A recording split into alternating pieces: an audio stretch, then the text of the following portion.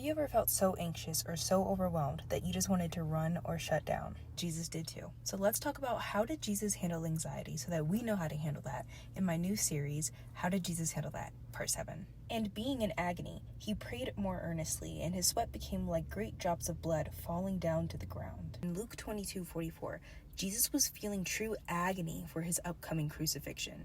The Greek word of anguish is agonia, where we get our word from agony. And this word simply describes a deep anxiety like stress. He was overwhelmed to the point of sweating blood. Well, what does that mean? This is actually true. This is an actual rare medical condition called hematidrosis, and it's what happens when someone sweats actual drops of blood under extreme pressure or stress. You think you're stressed?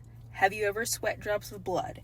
What I'm saying is look at Jesus' example of how he handled this extreme pressure of anxiety. First, he didn't hide it. He was honest about his emotions to the Father. Mark 14. My soul is overwhelmed with sorrow to the point of death. Second, he brought it to the Father. He prayed and told him exactly what he wanted.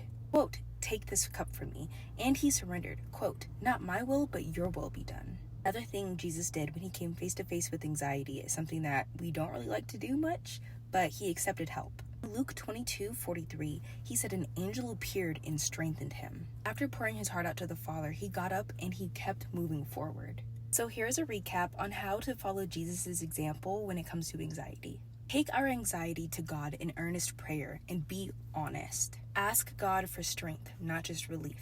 You need to trust God's will even when it's hard, and you also need to surround yourself with support. Simply just don't give up. Remember that if you're going through something, the Father most likely went through it too. So just follow his lead. Subscribe for the rest of the series, and I will see you in the next video. God bless.